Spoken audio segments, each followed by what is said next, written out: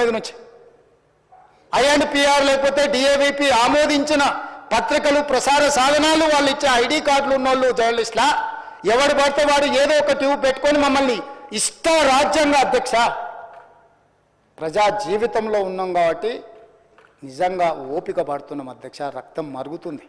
ఏంది భాష అది అధ్యక్ష? కుటుంబ సభ్యులను అంతేసి మాటలు అంటుంటే అసలు మీరు మనుషులా అని నేను వాళ్ళని అడగదలుచుకున్నా అధ్యక్ష. మీకు భార్య బిడ్డలు లేరా? తల్లిదండ్రులు లేరా?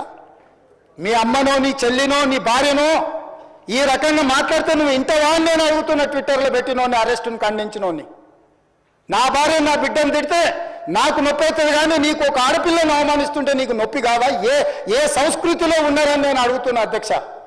తోడుకలు తీస్తే అధ్యక్ష, ముఖ్యమంత్రిగా చెప్తున్న ఒక్కనొక్కని బట్టలు పదేసి రోడ్డు మీద తిప్పిస్తా అధ్యక్ష. రాజకీయాల ప్రజా జీవితంలో ఉన్నది మేము. విమర్శించండి, విశ్లేషించండి, మా గురించి మాట్లాడండి. ఆడబిడ్డల గురించి, ఇంట్లో ఉన్న ఆడోళ్ళ గురించి మాట్లాడే సంస్కృతి ఎక్కడి నుంచి వచ్చింది అధ్యక్ష? తెలంగాణ సమాజం ఇదేనా? రజాకర్లకు, నిజాంలకు, భూస్వాములకు, పెత్తందారులకు వ్యతిరేకంగా పోరాటం చేసిన స్ఫూర్తి ఓ రామ్జీవ్ గోండు, కొమరం భీమ్, ఓ చాకలి ఐలమ్మ, ఈ ప్రాంతంలో దొడ్డి కొమరయ్య, ఓ సర్దార్ సర్వాయి పాపన్న గౌడు ప్రాతినిధ్యం వహించిన ప్రాంతం ఇది అధ్యక్ష. ఇది ఒక చైతన్యమైన ప్రాంతం.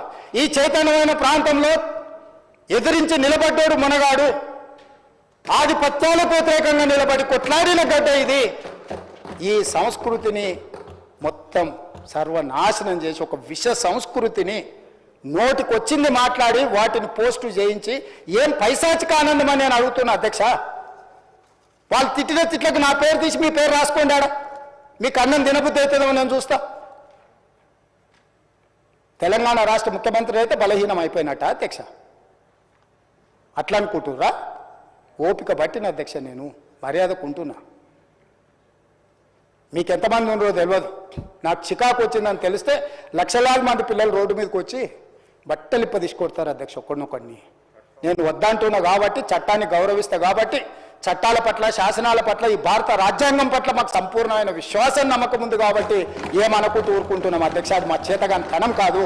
చంద్రశేఖరరావు గారు నీ పిల్లలకు చెప్పు, ఇది మంచిది కాదు, నువ్వు అనుకుంటున్నావేమో ఇట్లా ఏదో చేస్తే మానసికంగా కుంగదీసి దెబ్బతీసి రాజకీయంగా ప్రయోజనం పొందుదామని నువ్వేమైనా కలలుగా అంటే నువ్వు అనుకుంటున్నావేమో. అట్లా కుదరదు చంద్రశేఖరరావు.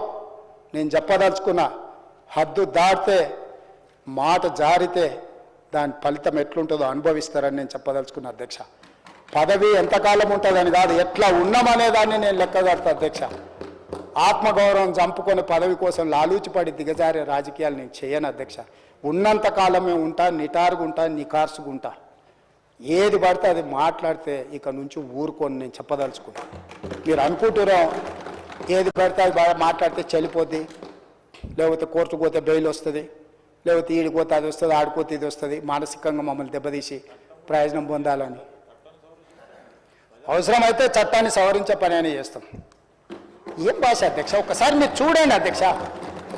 ఆడపిల్లలు ఆ రకమైన భాషను వాడి ఆడపిల్లలే